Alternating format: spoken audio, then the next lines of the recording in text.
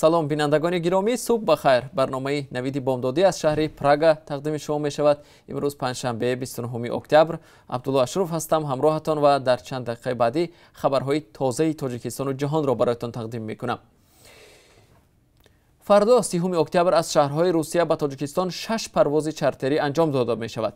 Бинобар рӯйхати тасдиқкардаи Вазорати корҳои хориҷӣ, 30 октябр аз шаҳри Москав 3 парвоз ба самти Душанбе ва ҳамчунон 1 парвози аз шаҳрҳои Санкт-Петербург, Екатеринбург ва Уфаи Федератсияи Русия ба шаҳри Душанбе парвоз анҷом дода мешавад. موافق این جدول همچنان روز 31 اکتبر هم 3 پرواز از شهر مسکو و همچنان 1 پرواز دیگر از شهر کراسنایرسک به دوشنبه صورت میگیرد. طبق این جدول پروازهای چارتری تا 31 اکتبر معین شدند، اما تا هنوز مسئله از سر گرفتن پروازهای معمولی میان تاجیکستان و روسیه معلوم نیست. سفارت تاجیکستان در مسکو میگوید تاجیکستان هنوز ماه ایول آمادگی خود را جهتی برقرار کردن پروازهای منتظم به مقامات روسیه اظهار داشته بود. در صورت آماده شدن روسیه، تاجیکستان آماده است پروازها را برقرار کند، ولی این به وضع اپیدمیولوژی در روسیه و تصمیم مقامات این کشور وابسته است، گفتند در سفارت. پروازهای معمولی میان تاجیکستان و روسیه از 20 مارس این جانب بنابر پاندمی کرونا ویروس قطع شدند.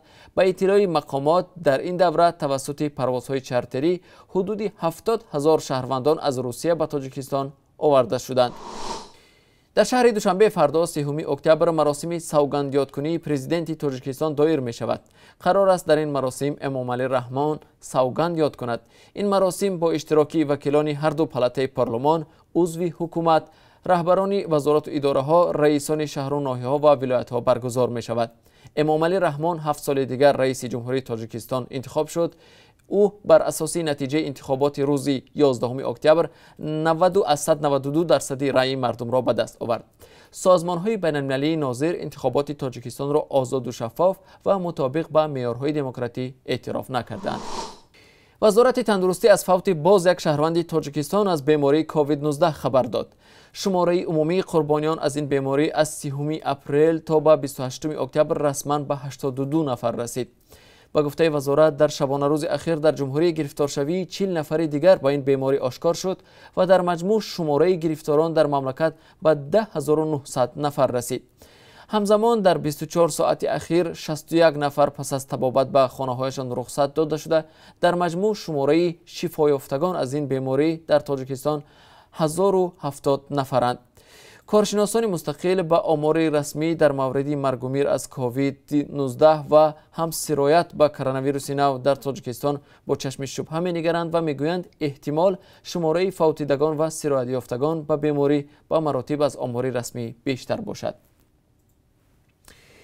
در داروخانه‌های شهر خوجند مرکز ولایت سوخت تاجیکستان بیجی که ویروس شات اوت یا خود گردنبند محافظتی از کرونا ویروس به فروش برآمده است.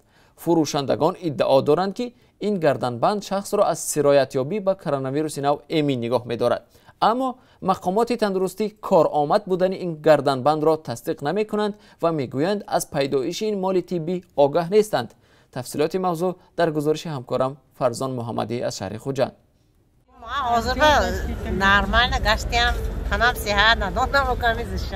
رعنا یک ساکنی شهر خوجند هر روز این گردنبند را که ظاهرا در داخلش محلول کیمیایی دارد با خود میگیرد. چند 14 من خریدم، یک ماه خورده شده بعد یک ماه دیگر شد. نوشتجات روی آن با زبان ژاپنی است و فروشندگان و خریداران هم به طور دقیق شرح نمیدهند که این مال طبی چگونه آدمان را از بیماری کووید 19 امین می‌دارد. ولی معلومات هایی که درباره آن در سامانه های طبی نوشته شده است در داخل خلطه‌اش محلول خلار دارد و گویا تا 1.5 متر ویروس های هوایی را نابود می‌سازد. من این را برای آن خریداری نمودم که بسیار انسان ها و این را خریداری نموده و میگویند که این هم بیماری را پیشگیری نموده و ما را نمیگذارد که به این بیماری سرایت کنیم. نرخ این گردنبند محافظتی به فرق از نقاب‌های طبی با قیمت 10 تا 30 سامانی به فروش گذاشته شده است. مقامات تاجیک استاندارد یا اداره گمرک در ولایت سوخت هنوز رسما چیز شرح نداده است و معلوم نیست که این مال از جانب کدام گروه سودجوی وارد کرده شده است. اما مسئولان خدمات نظارت تندرستی میگویند این بیجیک ها یگان اساس طبی ندارند و از تشخیص لابراتواری نگذشته و آزموده نشده‌اند. که تا چه اندازه و میتواند که بیمار یا شخص سالم رو از این ویروس نگه دارد برای ما نامعلوم است. من خیال میکنم که در همه داروخانه این چیزها نیست و امروز تصمیم گرفتگی است سرایست گروهی کاری کرده این نظارت در این سمت وای روانه میکنه و در کجایی که مثلا در کدام داروخانه‌ای که این مواد باشد از طرف سرایست وای کرده میشه به طور سند یعنی که از معاملات گرفته میشه. آزمایش این گردنبندی به نام محافظتی از کرونا ویروس هنوز در یگان کشور جهان رسما توصیه نشده است. حالا برای ساکنان تاجیکستان هم غیر بستن نقاب، شستن دستان با صابون و محلول آنتیسپتیکی، رعایت فاصله اجتماعی و حضور کم در تجمع آدمان درباره پیشگیری از سرایت کووید 19 دیگر چیز یا خود داروی پیشنهاد نشده است. فرزان محمدی، رادیو آزادی، شهر خوجند. رو می‌آوریم به خبرها از خارج تاجیکستان. در فرانسه از امروز بار، رستوران و دیگر مؤسسه‌های تجارتی بسته هستند چون حکومت برای پیشگیری از سرایت بیشتر کرونا ویروس نو محدودیت‌های سراسری گشت و گذار و فعالیت‌های اقتصادی را رسما اعلان کرد. امانوئل ماکرون رئیس جمهوری فرانسه روز 28 اکتبر گفت که اعلان محدودیت‌ها ضرور بود چون شفاخانه‌های کشور زیر فشار فوق‌العاده مانده‌اند. روزانه در فرانسه ده‌ها هزار نفر به کووید 19 مبتلا می‌شوند. به قول امانوئل ماکرون، موج نوی سرایت کرونا ویروس که ظاهراً از موج اولش مشکل و مرگبارتر می‌شود، کشورش را به قول زور آورده است.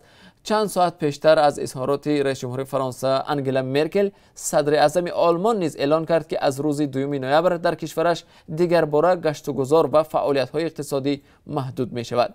در آلمان بعدی آن روز تمامی برو رستوران‌ها، مرکزهای تفریحی، تالارهای کنسرتی، تئاترها و ورزشگاه‌ها را برای 4 هفته می‌بندند. مغازه‌ها باز هستند ولی باید با معیارهای سخت بهداشتی و رعایت فاصله‌گیری اجتماعی کار کنند. بعد این خبر قیمت سهام در بازارهای مالی اروپا و آمریکا 3% کاهش یافت. ارمنستان و آذربایجان روز 28 اکتبر یکدیگر را به حمله به محلهای اهالی نشین و بی‌اعتنایی به سازش آتشبس حاصل شده با میانجیگری آمریکا متهم کردند. وزارت دفاع ارمنستان گفت چندین بنا در شهر استپاناکرت، مرکز مأموری ولایت قره‌باغ کوهی، بر اثر ضربه‌های توپخانه‌های آذربایجان آسیب دیدند و افزودند آذری‌ها یک تولدخانه را نیز هدف گرفتند. سخنگوی وزارت گفت آمار تلفات از حمله‌ها دقیق می‌شود.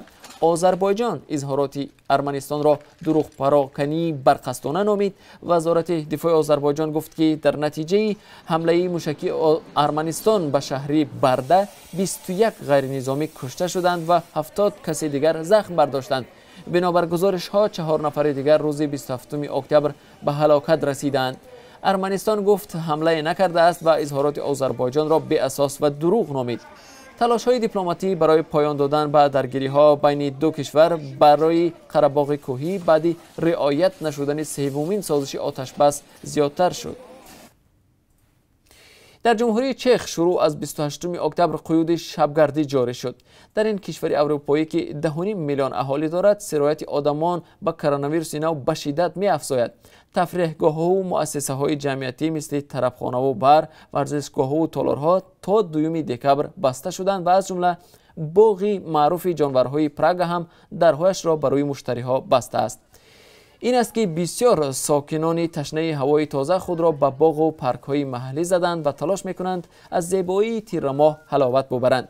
باغ پروهانیس یکی از چنین مکان‌های معروف کنار شهر پراگ میباشد.